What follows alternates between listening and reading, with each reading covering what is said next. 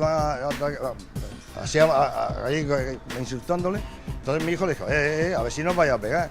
Y entonces se pusieron como a pegarle, me puse en medio para hacer así, quieto, ¿qué es lo que pasa? Entonces el padre de ellos me pegó un puñetazo en el pómulo, me empujaron, me tiraron ahí en ese rincón, empezaron a darme patadas y se le tiraron 3 personas a mi hijo dándole puñetazos. Claro, mi hijo joven y vi a su padre ahí cómo me estaba sacudiendo. Pero claro, de primera puñetazos directamente a nosotros y claro, nosotros pues no nos quedemos quietos y si le pegan a mi padre o a mi hermano pequeño, pues ¿qué vamos a hacer? Y claro, pues hubo patadas y de todo, agarres. Yo por ejemplo estuve en el suelo con 3 tíos encima. Diferentes versiones de una misma historia. Lo que comenzó siendo un bonito día de comunión terminó como el peor día de sus vidas. Inma Martín, buenas noches. ¿Quién dice la verdad aquí? Buenas noches, Alejo. Pues depende de a quién preguntes. ¿Quién inició la pelea? Lo único claro es que la agresión se produjo en la puerta del restaurante Vicente, en Puente Tocinos, y que fue entre los dueños y varios familiares que se encontraban en el convite de una comunión. Hasta la zona se desplazaron varios agentes de la Policía Nacional y una ambulancia.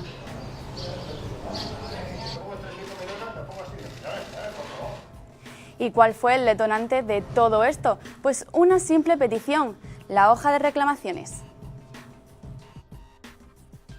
Estábamos allí esperando la comida que no llegó directamente, eran las 5, las 6 y eso no llegaba. Y pues fuimos, lo que pusieron estaba malo, no valía. Y fuimos a pedir la hoja de reclamaciones. Nos daban largas, el jefe no está, la viene, tal. Lo dejé el plato y ya salía yo para atender a este hombre que estaba pidiendo la hoja de reclamación. Pero como es un invitado y él no es el que paga, no tengo por qué dársela. O sea que, y yo le dije que no tengo la hoja de reclamación, porque no quise dársela, pero que sí que la tengo. O sea que, y por supuesto se la daré al dueño de la comunión, si me la reclama. Es decir, tenía la hoja de reclamaciones, pero no quiso dársela porque no era el que, digamos, contrató esa comunión. No era el que pagaba la comunión, efectivamente. Aún así, no tiene razón el dueño del restaurante, puesto que según la OCU, la Organización de Consumidores y Usuarios, y la Ley General de Consumidores y Usuarios, de defensa a los consumidores y a los usuarios, dice que la hoja de reclamación siempre es gratuita y obligatoria tanto para con los consumidores, como si hubiese pagado la comunión, tanto para los usuarios. En caso del invitado era un usuario, por lo tanto tenía todo su derecho a pedir esa hoja de reclamaciones. Sea como fuera, la hoja de la discordia llevó a un gran enfrentamiento, del que ambas partes tienen versiones muy diferentes. Se puso tonto el tío, le pegó a mi padre, entonces nosotros dos nos metimos a separar. Pero claro, se metieron los otros camareros, por lo menos media plantilla de camareros. La otra mitad pues separando, intentando tal, pero por ejemplo estuve en el suelo con 3 tíos encima. Yo soy que en mesa y sillas y volaron, seguro. Me puse en medio para hacer así, quieto, ¿qué es lo que pasa? Entonces el padre de ellos me pegó un puñetazo en el pómulo, me empujaron, me tiraron ahí en ese rincón, empezaron a darme patadas y se le tiraron 3 personas a mi hijo dándole puñetazos. No terminan de ponerse de acuerdo, pero lo que sí es verdad es que todos terminaron bastante perjudicados. Me encuentro fatal. Me pisaron la mano, toda. Me duele todo lo que es la espalda y el cuello. Esto ya se me ha quitado un poco, pero aquí esto lo llevaba ahí así hinchado. Este también, este se me ha desinflado un poco. Vino también el servicio de ambulancias porque por los golpes internos le dije que aunque estaba mal, tenía la obligación de atender a mi gente y que aquí el último que saldría de aquí sería yo. Así que fue lo que hice. Mi hermano pequeño, por ejemplo, sí tiene solladuras y tal. ¿Y tu padre? Mi padre también en la cara, le dieron... Pues sí, el primer puñetazo se lo llevó, en la cara, en la nariz directamente. Se me metió una mujer mayor y todo en medio, que también tiene lesiones en el hombro y tal, y ya vino la policía después. ¿Pero por qué? ¿Por qué pedía ese señor la hoja de reclamaciones? ¿Es que había algún problema con la comida? Precisamente por un problema con la comida y con el servicio. Era la queja que quería poner el familiar. Al parecer, según varios testimonios de las personas que se encontraban en el convite, el servicio era muy lento y la comida de mala calidad. A las 4:30 de la tarde los críos sin comer, entonces yo oí a la madre que estaba hablando con una, que no sé si es la jefa o no, que le dijo que son las 4:30, los niños no han comido todavía, por lo menos ponle a los críos, que están para allá y para acá y están desatinados. Entonces ya vi yo que pusieron unos platos como para callarle un poco la boca. Sí, pero que eso, no lo sé, es que eso no lo he visto yo en mi vida en ningún sitio.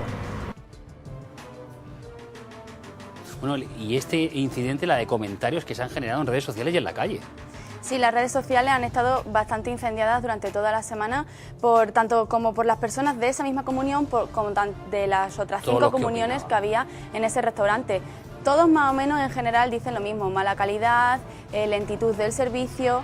Mucho se ha hablado de lo que pasó esa tarde, pero nadie se percató de que había unas cámaras de seguridad que estaban instaladas por todo el restaurante. Estas dos fueron testigos de toda la agresión.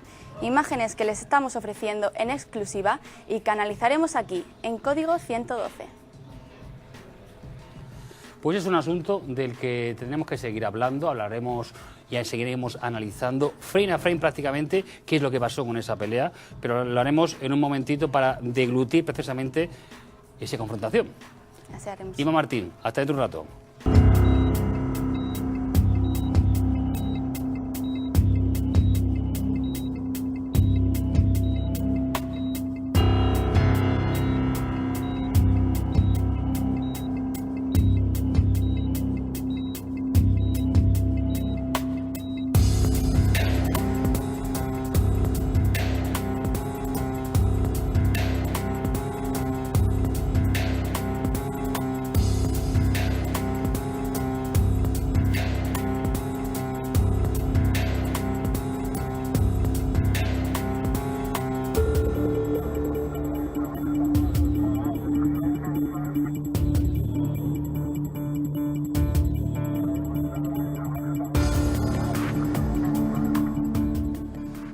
Código 111 les está mostrando en exclusiva esta noche aquí las imágenes de esa agresión de la que se está hablando durante toda la semana en redes sociales por lo que ocurrió en el banquete de Inma Martín. Y ahora vamos a analizarlas minuciosamente, Alejo, paso a paso. Así comenzó la pelea. El hombre que ven en pantalla tomándose un café es Tony, familiar de uno de los niños que celebraban el pasado domingo su comunión en el restaurante Vicente. Por la izquierda de la imagen aparece uno de sus hijos y minutos más tarde el otro, menor de edad. Están pidiendo la hoja de reclamaciones, pero la situación comienza a ponerse tensa. Tanto es así que uno de los camareros les invita a hablar en la puerta para no molestar a los demás comensales. Una vez fuera, la tensión continúa. Aparecen en escena el dueño del restaurante, su mujer y finalmente su padre. Es entonces cuando la discusión llega al límite y comienza la agresión. Puñetazos, patadas, gente al suelo. Los invitados de otras comuniones se acercan, unos curiosean, otros intentan apaciguar los ánimos, pero al final también acaban siendo agredidos. Un día de comunión en el que se repartieron algo más que panes. Menudo lío se montó en pocos segundos. Apenas se puede controlar todo lo que pasa en la pantalla de la cámara. Ocurre todo en muy pocos segundos y si no han podido verlo todo, no se preocupen. Vayamos por partes. ¿Quién inició la pelea? ¿Quién dio el primer puñetazo? Hay quienes dicen en las redes sociales que el primer puñetazo lo da el dueño del restaurante. En las imágenes podemos comprobar a cámara lenta que el dueño da un empujón al hijo menor. Y acto seguido es el padre de este el que arremete contra José Luis, de tal forma que acaba en el suelo, ahí en la esquina, como nos contaba el lunes. Antes hemos escuchado también la versión del hijo mayor de Tony. Decía que en la pelea a él le tiraron al suelo y que tuvo a 3 o 4 camareros encima. Si nos fijamos bien en la parte derecha de la imagen, un hombre, supuestamente un invitado de otra comunión, intenta sacar a los 2 hermanos del restaurante. Sin embargo, al final se ve cómo es el chico sin camiseta el que tira al suelo al hombre y a Tony. Es decir, es su propio hermano el que le lanza al suelo. Y aquí finalmente se ve cómo la mujer del dueño manda tanto a su marido como a su suegro a que entren en el restaurante e intenta poner un poco de orden entre tanto caos. Pero aquí no acaba la cosa y el invitado intenta entrar de nuevo en varias ocasiones al restaurante de forma agresiva.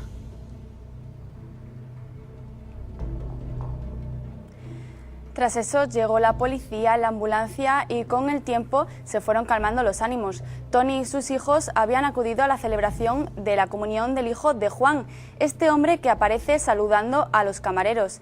El convite finalizó en torno a las 11 de la noche y antes de irse se despidió, como están viendo, con gesto cariñoso de los camareros y de los dueños del local. Bueno, tendrá que investigarse a ver qué consecuencias va a traer esto por lo ocurrido, pero lo primero, por ejemplo, para el restaurante, que es un comercio, ¿cómo está afectando todo esto que se ha montado alrededor de la pelea? Pues las consecuencias inmediatas están siendo que han perdido ya varios clientes. Me comentaba que han perdido 2 comuniones que tenían contratadas, otra boda y sobre todo mucha clientela a lo largo del día. O sea, ya hay un perjuicio económico para el comercio. Sí, sí, bastante. Durante toda la semana tenían una cierta cantidad de caja que hacían todos los días, pues esa caja se ha visto disminuida rápidamente. Bueno, pues Inma Martín, veremos en qué termina todo esto después de este documento, de esta pelea que ahí va a arrojar luz de cara a posibles consecuencias quizá judiciales de lo que pasó este domingo en Puente de Cinos. Pues sí, en las imágenes se va a comprobar, lo pueden comprobar todo el mundo, que ni los buenos son tan buenos ni los malos al final acaban siendo tan malos. Pues nos quedamos con ese mensaje. Muchas gracias. Gracias. Son imágenes del traslado de los cuerpos de Carlos Jesús y Pedro Ruiz, las 2 víctimas mortales que dejó supuestamente Mariano el Chino la noche del 21 de noviembre de 2014 en la discoteca Blue Diamond de Alcantarilla. Ahora podemos contarles que hay novedades en el caso. Nosotros, que seguimos este caso desde su inicio, conocimos que hace unos días se realizó una vista para dar por finalizada la instrucción del caso, pero también se realizaron una serie de alegaciones.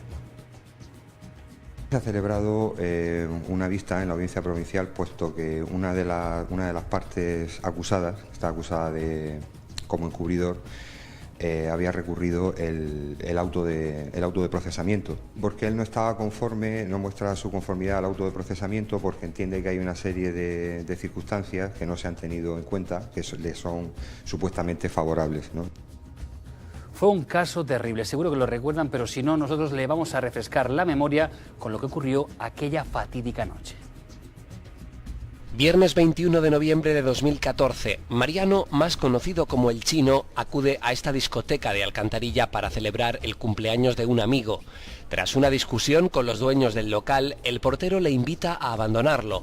Se va, pero no sin antes proferir una amenaza. Tú y tú estáis muertos, dice. Y lo cumplió. Apenas 20 minutos después, El Chino volvió al local, esta vez con una pistola que descargó contra el portero y un cliente que llegaba para tomarse unas copas después de un duro día de trabajo. Carlos Jesús, el portero que le había invitado a marcharse minutos después, recibió 5 disparos a quemarropa en el pecho. Pedro Ruiz, un cliente que estaba entrando en ese momento al local, recibió otros 2 en el costado. Pasadas las 10:30 de la noche, El Chino condujo hasta otra zona de copas. Allí recogió a su amigo, el Federo, y se fueron a dormir. La policía fue testigo telefónico de los disparos, por lo que no tardaron en personarse en el lugar y comenzar la investigación, una tarea que rápidamente dio sus frutos. La ardua investigación policial llevó hasta el barrio de San José Obrero, en Alcantarilla. Apenas 11 horas después del suceso, El Chino y su amigo el Federo ya estaban acorralados. La tensión se palpaba en el barrio, los sospechosos estaban atrincherados en el domicilio y los propios familiares pedían que se entregaran. Una situación que acabó con la detención de ambos y de una tercera persona que también habría estado en el cumpleaños la noche anterior. Durante toda la mañana se estuvo realizando el registro de la vivienda y del coche, un Mercedes blanco con el que, según los testigos, llegó El Chino a la discoteca para matar a sus 2 víctimas. Se acaba, por tanto, la investigación de este caso. ¿Y ahora qué ocurre? Viene ya el juicio, se sabe que se le va a pedir a los supuestos autores de este crimen tan horrendo. Para contestar a esto nos acompaña aquí en Código 112 quien representa la defensa precisamente de Federico Moreno, alias El Federo. Hablamos del abogado Pablo Martínez. Buenas noches y bienvenido. Buenas noches, muchas gracias. Lo primero, ¿cómo se encuentra Federico? Federico está tranquilo. Por una parte siente y lamenta lo que ocurrió esa noche, de lo que él no tuvo nada que ver, pero obviamente con 2 fallecimientos no es una situación agradable. Pero por otra parte, con respecto al juicio, tiene su conciencia tranquila y está a la espera de que se celebre para demostrar que no tiene nada que ver con este asunto. Vamos a analizar su papel en unos minutos, pero antes, por ejemplo, se acaba la instrucción, nos informaban. ¿Qué ocurre ahora? Muy sencillo. En la fase de instrucción ha acabado, la juez de instrucción ha dictado un auto que es el auto de procesamiento, donde señala que unos señores han cometido unos hechos presuntamente y esos hechos los califica. Con respecto a Federico, única y exclusivamente de encubrimiento. Y con respecto a Mariano, lo acusa inicialmente lo señala o lo procesa por 2 delitos de asesinato y por 2 delitos de tentativa de asesinato, más un delito de tenencia de armas. Esto acaba la fase de instrucción, se eleva a la audiencia provincial y es donde nos encontramos ahora mismo. Es decir, que ya entiende quien investigaba esto, la instructora o instructor, que no hay más posibilidades de que participaran en ese crimen. Son las 2 personas, Federico y Mariano. Y Mariano. Y por esos delitos cada uno de ellos. Entonces, por ejemplo, Federico, que es el que usted representa, sería por encubrimiento. Por encubrimiento, exclusivamente. Hubo una primera investigación si tenía algo que ver con algún otro delito e incluso se desgajó de esta pieza un tráfico de drogas por el registro de su domicilio, que aparecieron sustancias estupefacientes y una báscula, pero ese se juzgó por separado y quedó absuelto. Vayamos, por ejemplo, por ahí. Ocurre en la noche de los tiroteos. Supuestamente Mariano, según la investigación, que es el que comete hace esos disparos y causa esas muertes, es el que telefonea o se va a casa de Federico. No, Federico se había ido con otras personas con las que estaba en otra discoteca, en el A7 creo que se llamaba. Y A7 Copas. A7 Copas, sí. Recibe una llamada, parece ser que Mariano va, lo recoge y se marchan a dormir. Federico, según todos los testimonios y según todas las personas que han declarado, había consumido bastante alcohol. Y no queda ninguna constancia de que se supiera lo que había hecho Mariano, presuntamente, unos minutos antes. Por tanto, es ahí donde está el kit de la cuestión de si sabía o no sabía y si sabiendo que había pasado esto, colaboró con él ocultando bienes, o ocultándolo a él, ocultando la pistola, ocultando el coche, ocultando otras cuestiones. Por ejemplo, ¿cuándo se deshacen de la pistola y quién le dice a los agentes dónde estaba la pistola? Ese es un hecho bastante controvertido. La pistola apareció en el centro de una rotonda de la zona del polígono. A la salida del polígono. A la salida del polígono, exactamente. La cuestión es cómo llegó hasta allí. Si está en el centro de la rotonda, normalmente la persona que tiene que lanzarla debe ser la que va conduciendo por la parte izquierda. El coche lo conducía, al parecer, Mariano. Se acusa en el auto de procedimiento, por eso esta parte lo ha recurrido, de que pudo ser mi cliente el que lanzó la pistola. Pero si mi cliente iba de copiloto, es imposible que lanzara la pistola y cayera al centro de la rotonda yendo a la parte derecha. Si es una cuestión física, abogado, puede lanzarlo hacia la izquierda, por encima del techo. Complicado que el coche en movimiento lo lance, llegue a mitad de la rotonda. Bastante más fácil que se tire desde la parte izquierda, suponiendo que la tiraran o no te la tiraran, porque aquí hay otra cuestión, que es la declaración, cómo se llega a ese momento. Porque al parecer esto fue una manifestación espontánea que realizó Mariano en comisaría de policía sin presencia de abogados. Una cuestión que tendrá también que discutirse bastante. Claro, además es que se recoge, es un testimonio previo a estar presente. Previo a estar presente el abogado, entonces hay jurisprudencia respecto de esta cuestión que es discutible. Seguimos esa noche del suceso, dejamos atrás el episodio de la pistola, llegan a la casa de Federico y hay que entender que son 2 amigos que concluyen una noche de fiesta, o así lo entendería Federico, es lo que quiere manifestar. Sí, y a dormir. Pero Mariano supuestamente no venía de una simple fiesta, venía de un cumpleaños que terminó a tiros. Exactamente. La cuestión es que siempre manifiesta Federico que él desconocía que había pasado ese hecho, que no sabía que había existido ese tiroteo, que no sabía que había estas 2 personas fallecidas y que no conocía nada de esta situación. De hecho, al parecer, según siempre se ha manifestado, a la mañana siguiente, cuando se despierta y observa la presencia policial en la zona, parece ser que Federico invita a Mariano a abandonar la casa porque no quería precisamente verse involucrado en ninguna cuestión que no le correspondía. Y Mariano baja a la calle, es cuando es detenido. Si estuviera escondido, no hubiera bajado a la calle. Y finalmente son arrestados, se procede al registro de la vivienda de Federico y ahí aparece algo menos de 20 gramos de cocaína. Sí, parece ser que había una bolsa con una cantidad de cocaína y una báscula de precisión. Eso se desgajó porque no tenía nada que ver con la investigación por el tema del homicidio. Se juzgó por separado, celebramos el juicio y al final no se determinó que estuviera esa droga predestinada al tráfico ni que hubiera prueba suficiente para condenar a Federico, que estaba acusado, 4 años de prisión se le solicitaba. Una vez ya explicado lo que es el asunto, o al menos la versión de Federico, nos encontramos, volvemos al inicio, la audiencia provincial. Ahora que va a haber juicio ya, ahora hay que acusar, Ahora estamos a punto de recibir el escrito de acusación por parte del Ministerio Fiscal. Hay una fase previa que en el sumario existe, que es la fase de instrucción, donde se nos da traslado a las defensas y a los abogados para conocer la causa completa y solicitar si consideramos que existe alguna prueba o no pendiente de hacer. Lo normal es que nadie pida ninguna prueba porque ya ha habido una fase de instrucción más dilatada, larga, extensa, y que se concluye el sumario y que se le dé traslado al fiscal para que acuse, que va a ser inminentemente. Un presunto delito de encubrimiento, ¿de cuánto estaríamos hablando? ¿A qué pena se enfrentaría? No, la pena sería desde 6 meses hasta 3 años. Sin embargo, posiblemente quizá pues, los antecedentes si no esa pudiera llegar a una conformidad satisfactoria. ¿O? Esa es la cuestión. Federico tiene un antecedente por tráfico de drogas y puede afectar bastante a las circunstancias. Si no, una condena en 6 meses no sería problemática para él. De esta manera hay que discutirlo. Muy bien, pues Pablo Martínez, abogado de Federico, en este caso del Blue Diamond, estaremos pendientes a ver la ficha que mueve la Fiscalía y a ver cómo se recibe por parte de las defensas y también de las acusaciones particulares de las víctimas, de Pedro y de Carlos Jesús. Muchas gracias y deseamos suerte. Muchas gracias. El señor que está en el centro de la imagen ha protagonizado una divertida y a la vez preocupante situación esta semana. Vive en Fuenlabrada, salió de su casa rumbo a Toledo a comprar vino, pero sin saber cómo, acabó un poco más lejos, concretamente aquí en Murcia.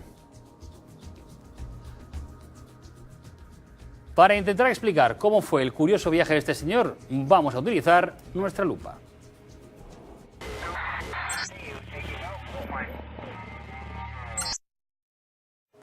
Al parecer, este buen señor salió de su casa en Fuenlabrada el lunes por la mañana dirección Toledo.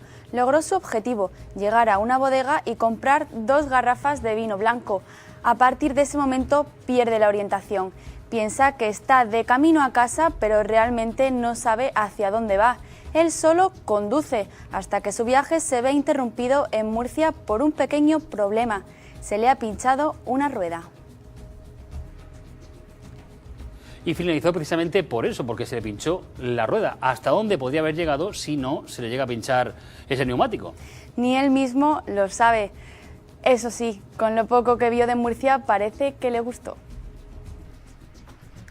El hombre de 88 años, a pesar de la odisea, se muestra feliz y satisfecho. Desde Servicios Sociales del Ayuntamiento murciano nos cuentan que ha manifestado que así este viaje improvisado le valdría para conocer Murcia. De momento su familia ha emprendido el camino para recogerle y devolverlo a casa, a su hogar en Fuenlabrada, el lugar de donde salió este lunes para ir a comprar unas garrafas de vino a Toledo. Se despistó al volante y mucho y acabó a casi 400 kilómetros de camino.